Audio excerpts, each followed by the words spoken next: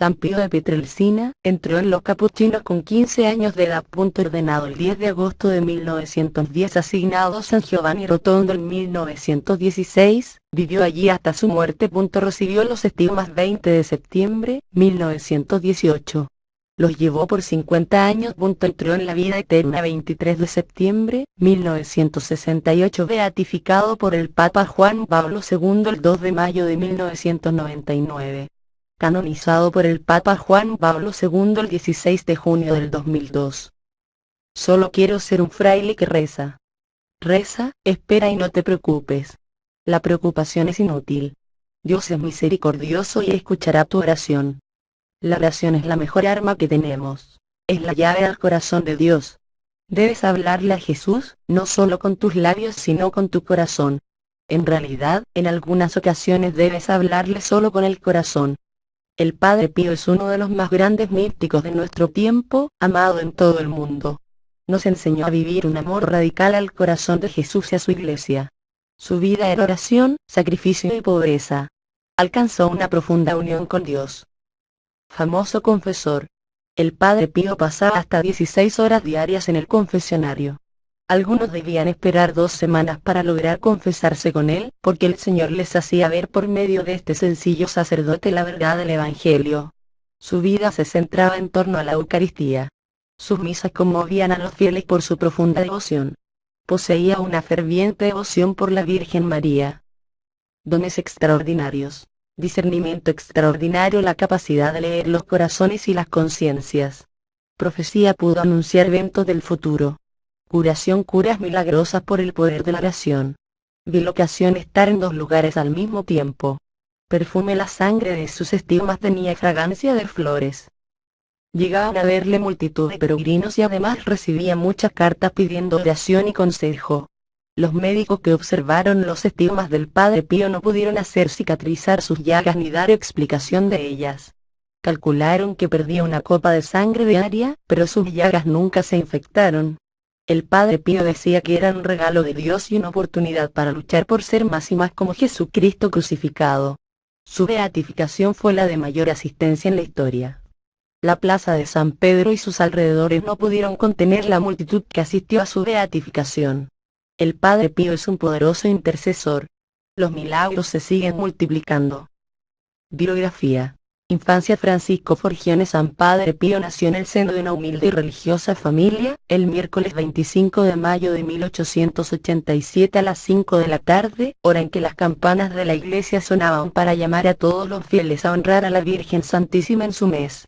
El beato Padre Pío nació en una pequeña aldea del sur de Italia, llamada Pietrelcina, una pequeña villa en la provincia de Benevento, Italia. Sus padres, Horacio Forgione y María Josepa D'Annunzio Forgione, ambos agricultores, encomendaron la protección de su recién nacido a San Francisco de Asís. Por esta razón lo bautizaron con el nombre de Francisco al día siguiente de su nacimiento. El Padre Pío, cuando era aún un bebé, lloraba desconsoladamente al grado que su padre no lograba descansar por la noche de lo fuerte y constante de su llanto. Su padre decía que al bebé nunca se le acababa el aire.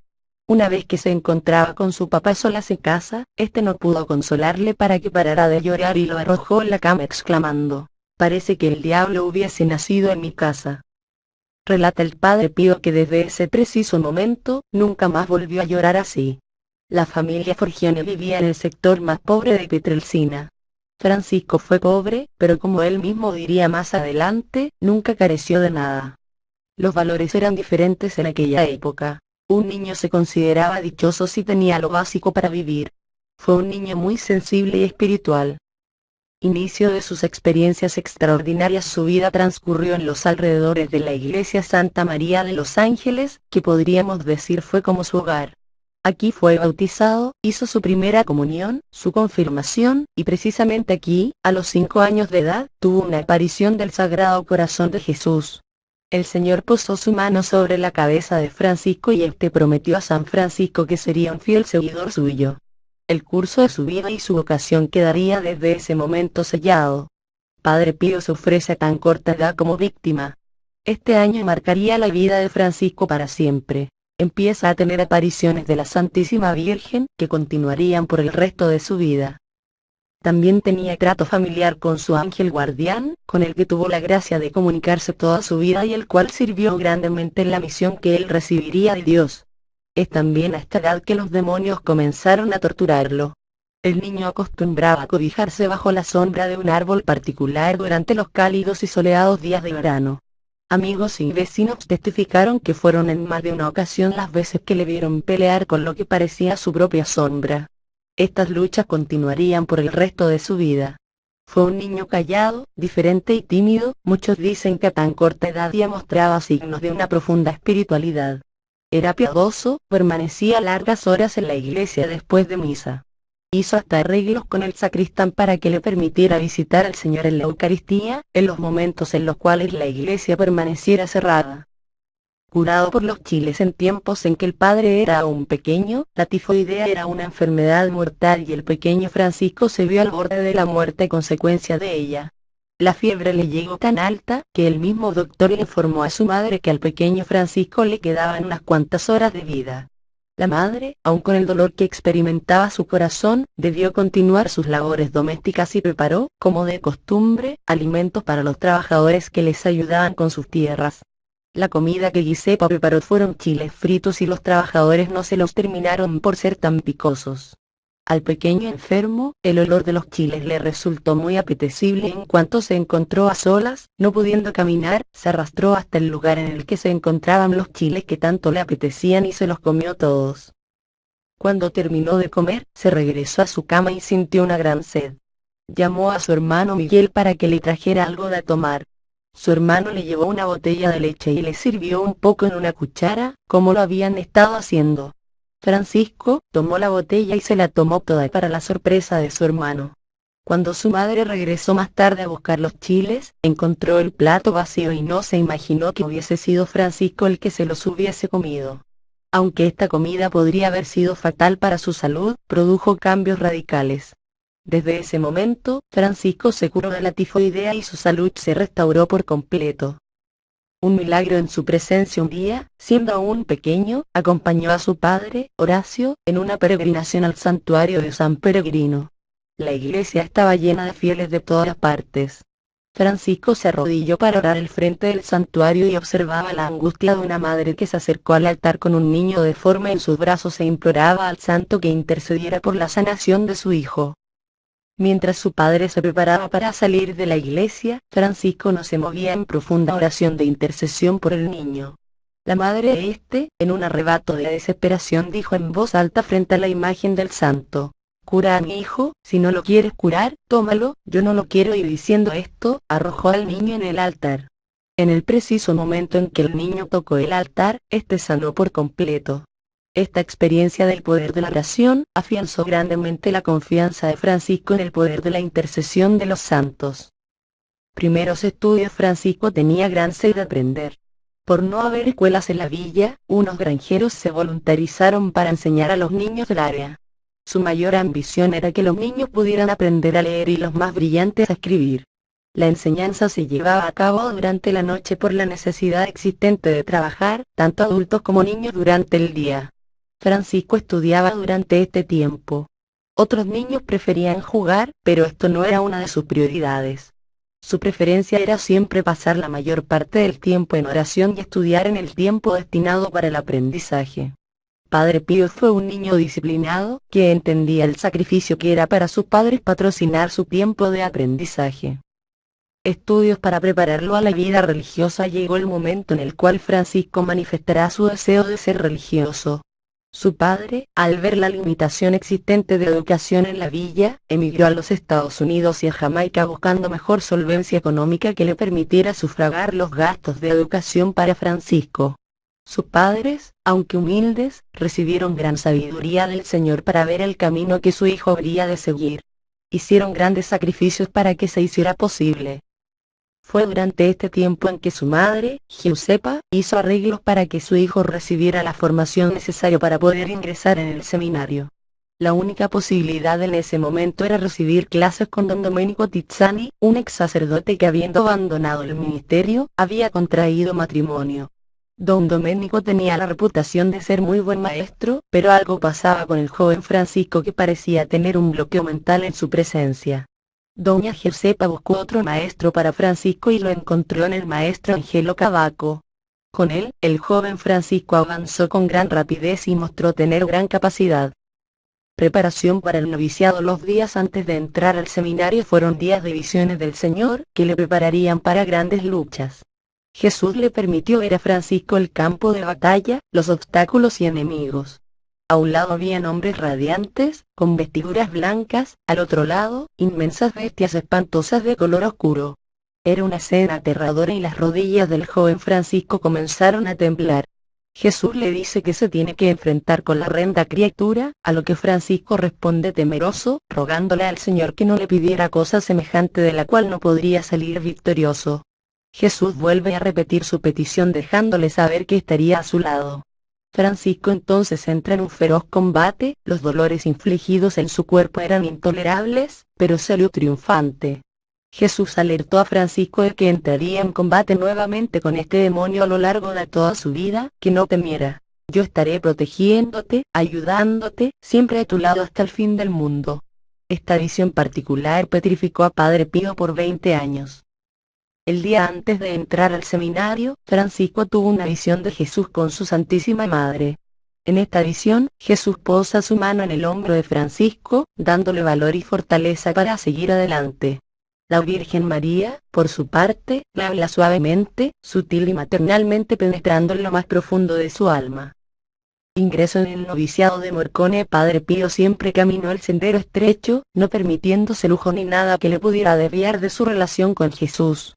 A los 15 años de edad, Francisco había adelantado lo suficiente como para entrar al seminario. Sería fraile capuchino. Ingresó con la Orden Franciscana de Morcone el 3 de enero de 1902.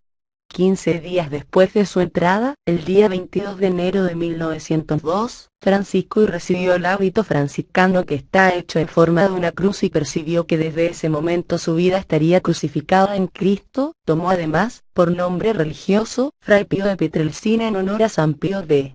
La fraternidad capuchina en la cual ingresó era una de las más austeras de la orden franciscana y una de las más fieles a la regla original de San Francisco de Asís.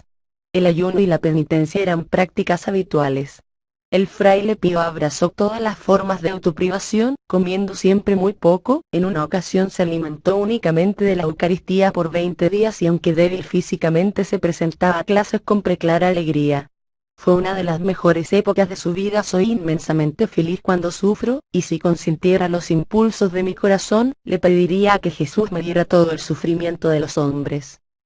Primera bilocación en 1905, solo 2 años después de haber entrado al seminario, el fraile Pío experimenta por primera vez la bilocación. Rezando acompañado de otro fraile en el coro, una noche fría de enero, alrededor de las 11:00 de la noche, se encontró a sí mismo muy lejos, en una casa muy elegante en la cual un padre de familia agonizaba en el mismo momento que su hija nacía. Nuestra Santísima Madre se le apareció al fraile Pío diciéndole: encomiendo esta criatura a tus cuidados. Es una piedra preciosa sin pulir. Trabaja en ella, lústrala, hazla brillar lo más posible, porque un día me quiero adornar con ella. A lo que él contestó: ¿cómo puede ser esto posible si soy un pobre estudiante, y todavía ni siquiera sé si tendré la fortuna de llegar a ser sacerdote? Y si no llegara a ser sacerdote, ¿cómo podría ocuparme de esta niña estando tan lejos? La Virgen le contestó: no dudes. Será ella quien venga a ti, pero la conocerás de antemano en la Basílica de San Pedro. Inmediatamente se encontró de nuevo en el coro donde había estado rezando minutos antes. 18 años más tarde esta niña se presentó en la Basílica de San Pedro, agobiada y buscando a un sacerdote con quien pudiera confesarse y recibir dirección espiritual. Ya era tarde y la basílica iba a cerrar. Miró a su alrededor y vio a un fraile entrar en el confesionario y cerrar la puerta. La joven se le acercó y comenzó a compartirle sus problemas. El sacerdote absolvió sus pecados y le dio la bendición. La joven en agradecimiento quiso besarle la mano, pero al abrir el confesionario solo encontró una silla vacía. Un año después, la joven fue en peregrinación a San Giovanni Rotondo. Padre Pío caminaba por los pasillos de las celdas repletos de peregrinos y al ver a la joven entre ellos, la señaló diciendo: yo te conozco, tú naciste el día que tu padre murió. La joven, sorprendida, esperó largo rato para poderse confesar con el padre y aclarar sus inquietudes. Padre Pío le recibe en el confesionario con estas palabras: mi hija, has venido finalmente, esperando tantos años por ti.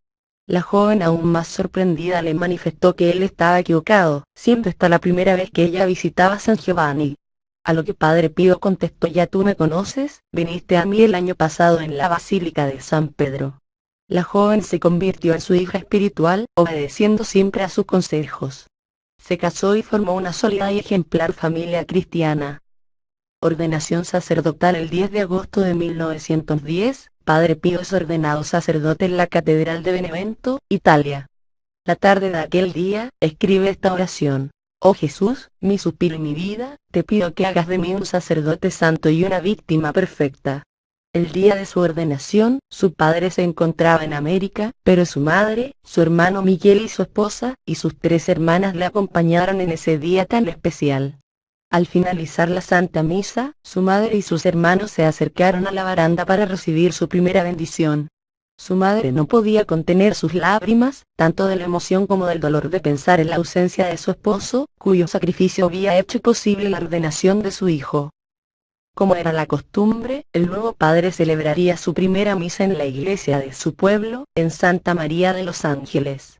En la misma iglesia en la que 23 años antes había sido bautizado, en donde había recibido la primera comunión y el sacramento de la confirmación. El padre solía decirles a sus hijos espirituales: si ustedes desean asistir a la Sagrada Misa con devoción y obtener frutos, piensen en la Madre Dolorosa al pie del Calvario. De regreso en Pietrelcina, mientras más alto escalaba el joven sacerdote hacia la perfección, más era acechado por el demonio. Y mientras más atormentado era por Satanás, más crecía en fe y en amor al Señor. Poco después de su ordenación, le volvieron las fiebres y los males que siempre le aquejaron durante sus estudios, y fue enviado a su pueblo, Pietrelcina, para que se restableciera de salud. Cada vez que se hacía el intento para restaurarlo a la vida religiosa dentro del monasterio, este fracasaba, pues su salud empeoraba. Su vida sacerdotal en Pietrelcina incluía mucha oración acompañada de muchas funciones religiosas, así como estudios teológicos, catecismo para los niños del pueblo y reuniones con individuos y familias. Durante este periodo en Pietrelcina, su antiguo profesor, el ex sacerdote Tizzani, agonizaba. Su hija, viéndolo cerca de la muerte, llamó al Padre Pío para que asistiera a su padre, quien providencialmente pasaba por su casa en ese momento. El moribundo recibió del Padre la gracia de Dios y la salvación eterna de su alma, hizo su confesión con lágrimas de arrepentimiento y murió en paz. Primera aparición de los estigmas. Durante su primer año de ministerio sacerdotal, en 1910, el Padre Pío manifiesta los primeros síntomas de los estigmas. En una carta que escribe a su director espiritual los describe así: en medio de las manos apareció una mancha roja, del tamaño de un centavo, acompañada de un intenso dolor. También debajo de los pies siento dolor. Estos dolores en las manos y los pies del Padre Pío son los primeros recuentos de las estigmas que fueron invisibles hasta el año 1918. Una vez el dolor que el Padre Pío experimentó fue tan agudo, que se sacudió las manos, las cuales sentía que se le quemaban, a lo que su madre le preguntó: ¿qué es eso? ¿Es que ahora también tocas la guitarra? El padre se limitó a no responder. Este tiempo en su pueblo natal fue un periodo de grandes combates espirituales con el demonio, pero también de grandes consuelos a través de éxtasis y fenómenos místicos, tanto interiores como exteriores, espirituales y físicos. El demonio solía aparecérsele de distintas maneras. Algunas veces lo hacía en la apariencia de animales, de mujeres bailando danzas impuras, de carceleros que lo azotaban e incluso bajo la apariencia de Cristo crucificado, de su ángel de la guarda, San Francisco de Asís, la Virgen María, también bajo la apariencia de su director espiritual, su provincial, etc. Pero después de estos asaltos del demonio, era consolado con éxtasis y apariciones de Jesús, la Santísima Virgen María, su ángel guardián, San Francisco y otros santos. El día 12 de agosto de 1912 experimentó por primera vez la llaga del amor. El Padre Pío le escribió a su director espiritual explicándole lo sucedido. Estaba en la iglesia haciendo mi acción de gracias después de la Santa Misa, cuando de repente sentí mi corazón herido por un dardo de fuego hirviendo en llamas y yo pensé que me iba a morir. Por 7 años, Padre Pío permanece fuera del convento, en Pietrelcina. Naturalmente, esta vida estaba en contraste con la regla franciscana y algunos hermanos frailes se quejaron de esto. Fue entonces cuando el superior general de la orden pidió a la Sagrada Congregación de los Religiosos la exclaustración del Pío. Fue un golpe muy duro para él y en un éxtasis se quejó con San Francisco de Asís. La Congregación de los Religiosos no escuchó la solicitud del superior general y concedió que el Padre Pío siguiera viviendo fuera del convento, hasta que estuviera completamente restablecida su salud. De regreso a la vida monástica el día 17 de febrero de 1916, el Padre Pío salió de Pietrelcina rumbo a Foggia, donde los superiores lo llamaron para dar un servicio espiritual. Gracias a las oraciones de Rafaelina Serace, una señora muy enferma y cercana a la muerte, el Padre Pío puede regresar definitivamente a la vida comunitaria. Esta buena señora se ofreció a Dios como víctima para que el Padre pudiese oír confesiones y con ello traer gran beneficio a las almas. Aunque el Padre nunca más pudo regresar a Pietrelcina, su amor por ella nunca disminuyó. Durante la Segunda Guerra Mundial, el Padre, refiriéndose a su pueblo, dijo: Pietrelcina será preservada como la niña de mis ojos. Y antes de morir, hablando proféticamente, dijo: durante mi vida he favorecido a San Giovanni Rotondo. Después de mi muerte, favoreceré a Pietrelcina. Primera visita a San Giovanni Rotondo el día 28 de julio de 1916, el Padre Pío llega a San Giovanni Rotondo por primera vez. San Giovanni Rotondo era en ese entonces una pequeña villa en la península del Gárgano, rodeada por casas muy pobres, sin luz, sin agua potable ni cañería, sin caminos pavimentados y sin formas de comunicación modernos, muy parecido a la forma de vida en las villas pequeñas de aquel entonces. El monasterio se encontraba a unos 2 kilómetros del pueblo y para llegar a este, era necesario ir en mula. El monasterio contaba con una pequeña y rústica iglesia de Nuestra Señora de la Gracia del siglo XIV. Regreso permanente a San Giovanni Rotondo. Padre Pío fue invitado a San Giovanni por el Padre Guardián y su breve visita fue del 28 de julio al 5 de agosto. Durante esta visita, la salud del Padre parece haber mejorado un poco, lo cual agradó al Padre provincial y este lo mandó bajo obediencia a regresar a San Giovanni por un tiempo, hasta que mejorase más su salud. El Padre regresó al monasterio del Gárgano el día 4 de septiembre de 1916. En los designios del Señor, lo que en un inicio se pensó sería temporal, duró 52 años, hasta la muerte del Padre. Experiencia militar. El Padre Pío fue llamado a las filas militares 3 veces durante la Primera Guerra Mundial y las 3 veces fue regresado luego de un corto periodo por motivos de salud. La última vez que fue llamado, su salud mejoró tanto, que los mismos médicos le dieron de baja para permitirle morir en paz en su hogar. Las cortas permanencias en las filas militares causaron en él grandes dolores en su alma, a causa de la dureza de los soldados, la blasfemia que escuchó y el verse alejado de la vida monástica. Otro gran dolor era el no poder ofrecer la Santa Misa todos los días. El Padre fue dado de baja de las filas militares con papeles que atestiguaban su buena conducta, su honor y fidelidad a la patria, aunque se salvó de haber confrontado cargos de deserción por no presentarse a una cita, a causa de un error del cartero de San Giovanni Rotondo. Este no sabía que Francisco Forgione y el Padre Pío eran la misma persona y por ello no supo a quién darle la cita. El seminario menor. El Padre Pío sirvió como padre espiritual de los jóvenes que formaban parte del seminario seráfico menor, que en ese momento estaba en San Giovanni Rotondo. Él se encargaba de proveerles meditaciones, de confesarlos y de tener conversaciones espirituales con ellos.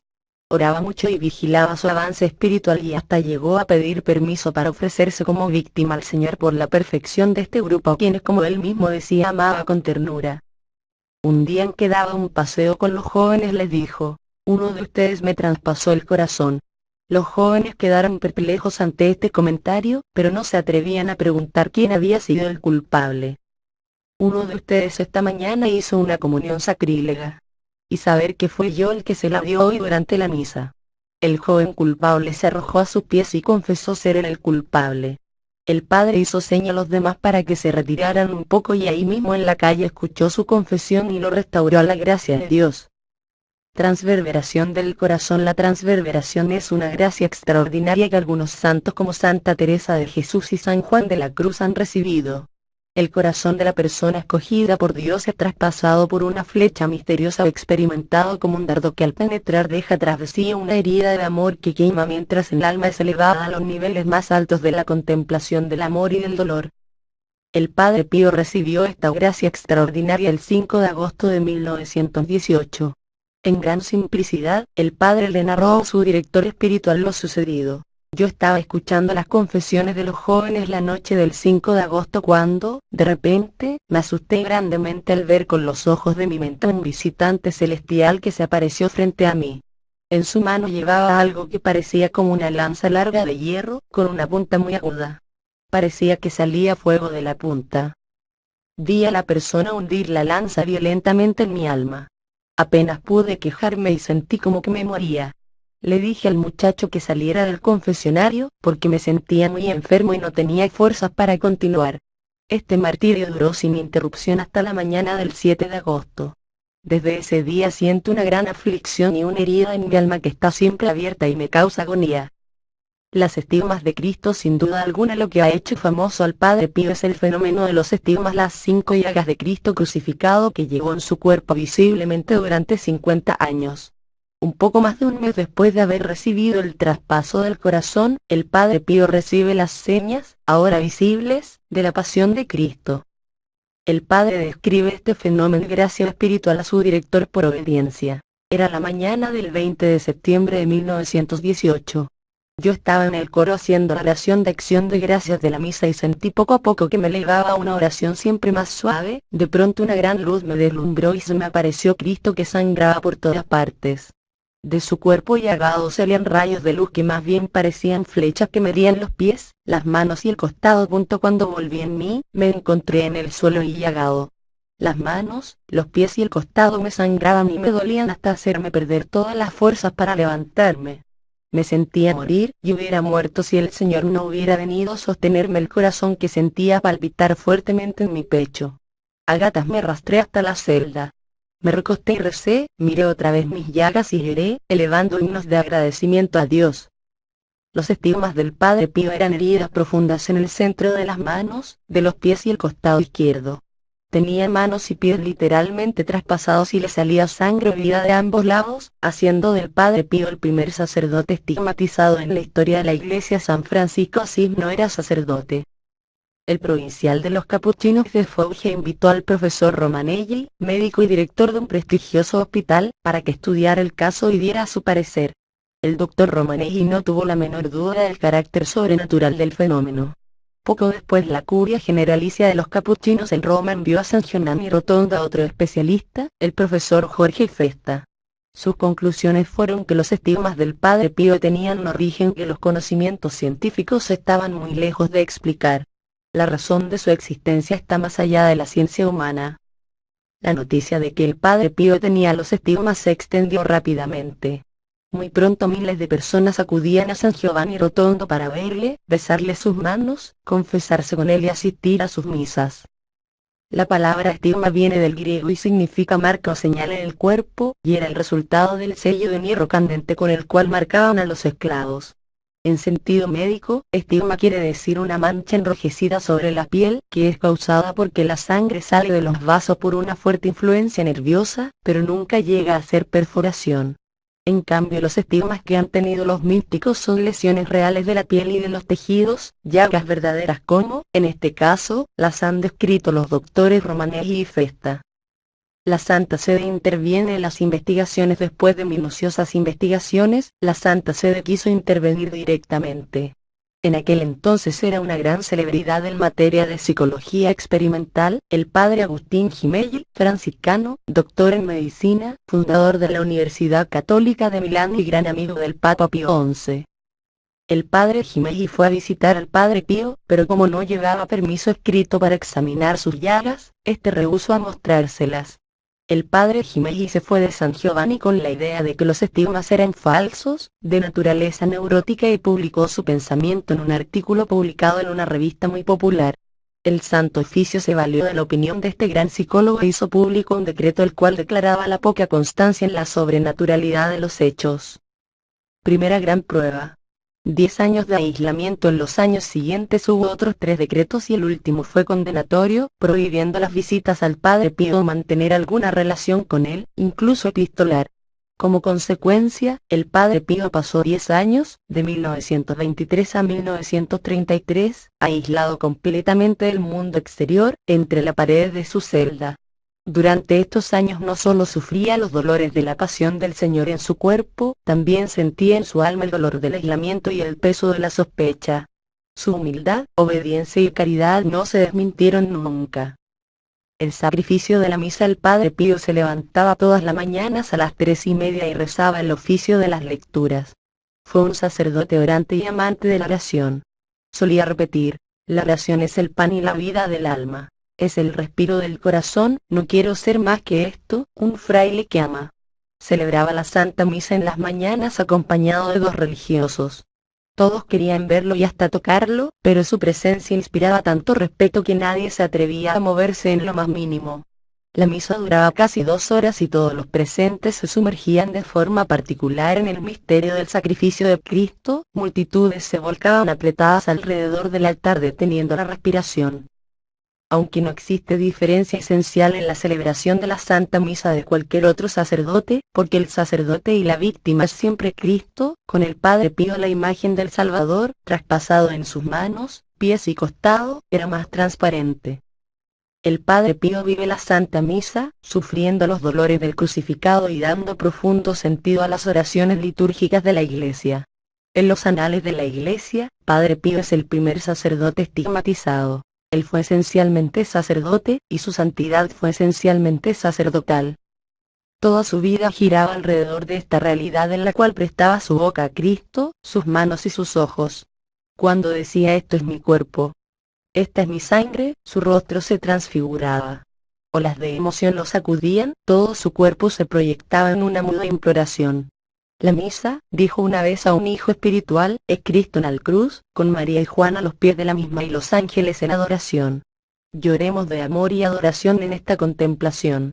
Mientras el Padre celebraba el santo sacrificio, el tiempo parecía detenerse.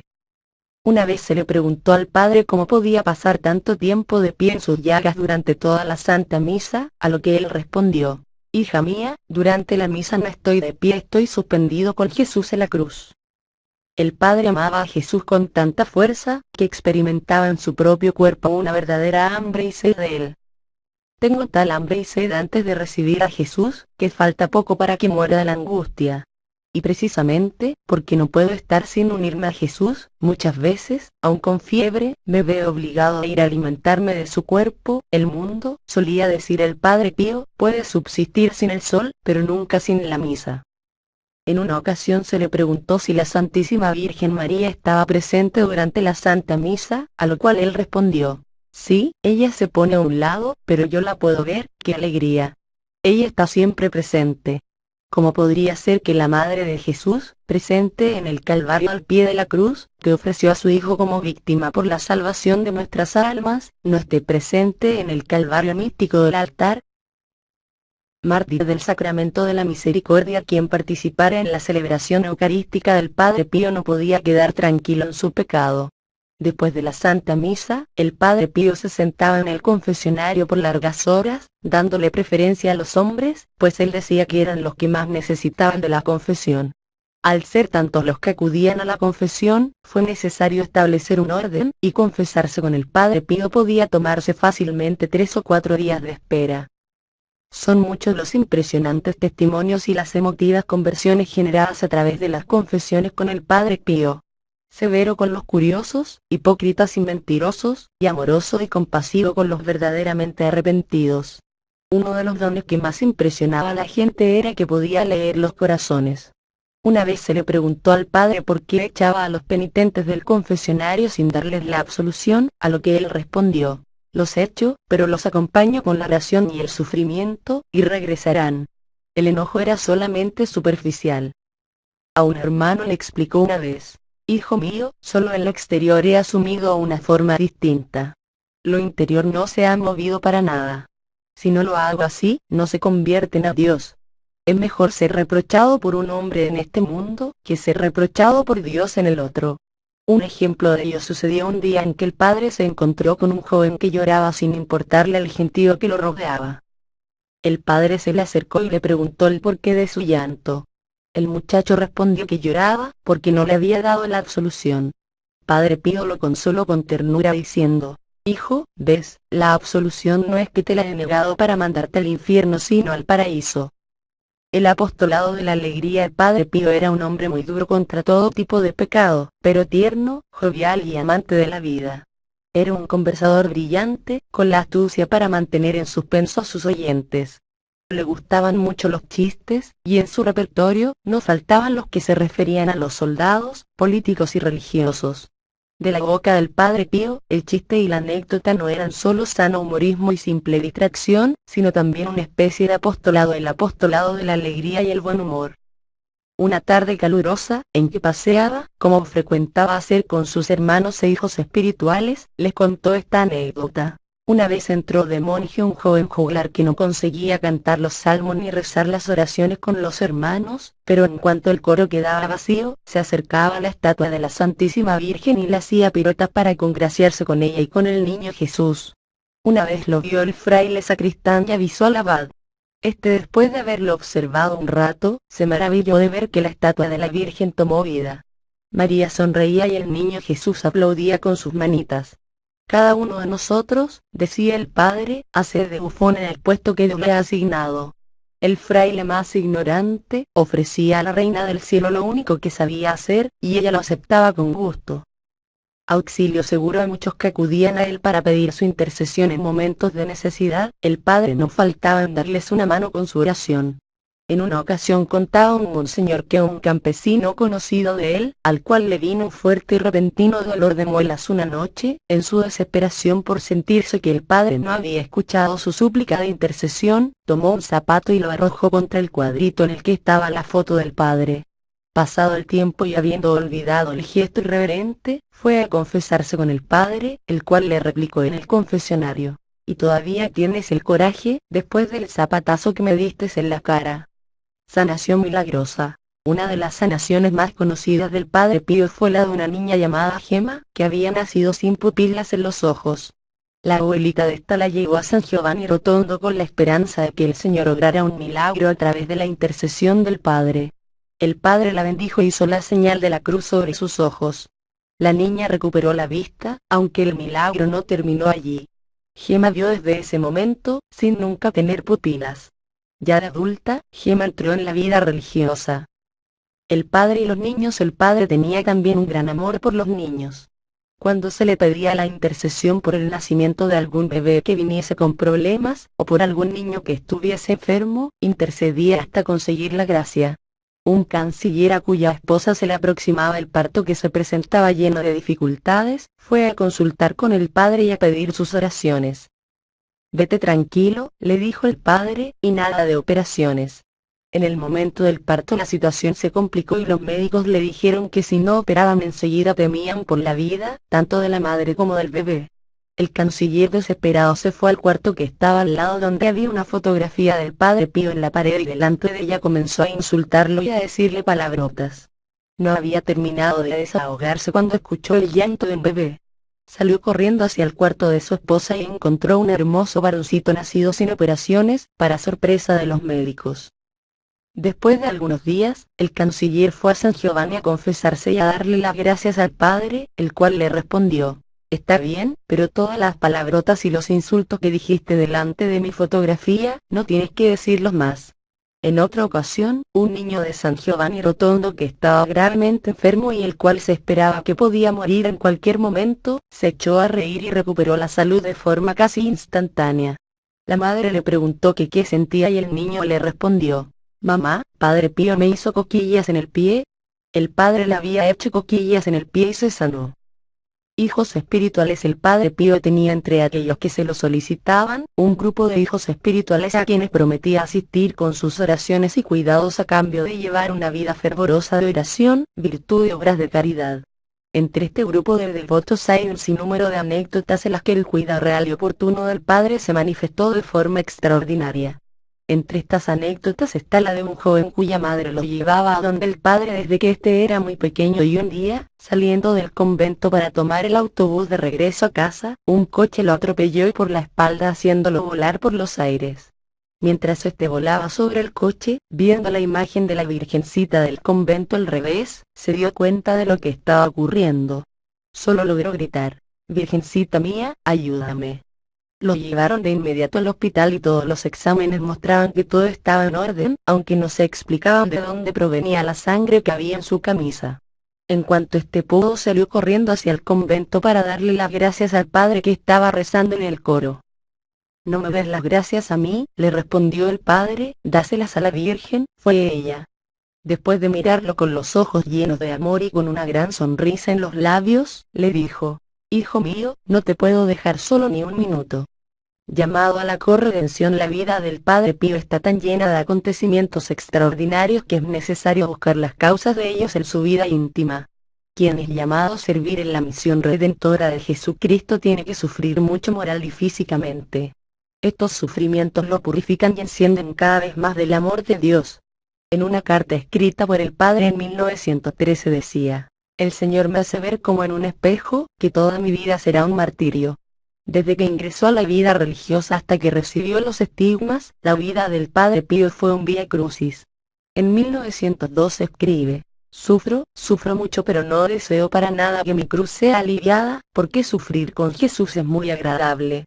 A una hija espiritual le dijo un día: «El sufrimiento es mi pan de cada día. Sufro cuando no sufro. Las cruces son las joyas del esposo, y de ellas soy celoso. Hay de aquel que quiera meterse entre las cruces y yo». Su proyecto más grande en la tierra. La tarde del 9 de enero de 1940, el Padre Pío reunió a 3 de sus grandes amigos espirituales y les propuso un proyecto al cual él mismo se refirió como su obra más grande aquí en la tierra: la fundación de un hospital que habría de llamarse Casa Alivio del Sufrimiento. El padre sacó una moneda de oro de su bolsillo que había recibido en una ocasión como regalo y dijo: «Esta es la primera piedra». El 5 de mayo de 1956 se inauguró el hospital con la bendición del cardenal Lércaro y un inspirado discurso del Papa Pío XII.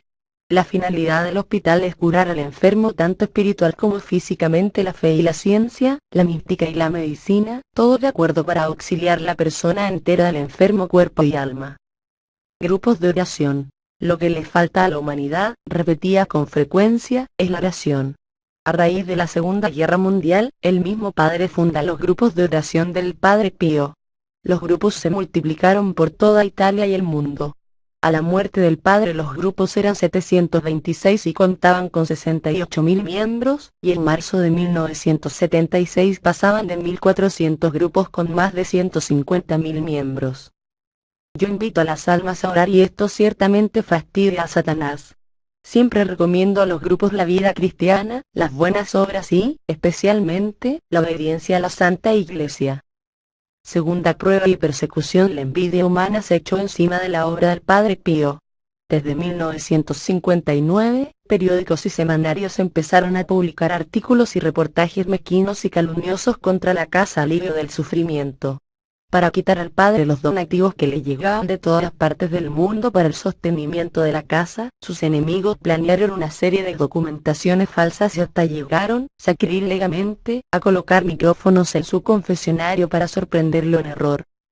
Algunas oficinas de la curia romana condujeron investigaciones, le quitaron la administración de la Casa Alivio del Sufrimiento y sus grupos de oración fueron dejados en el abandono.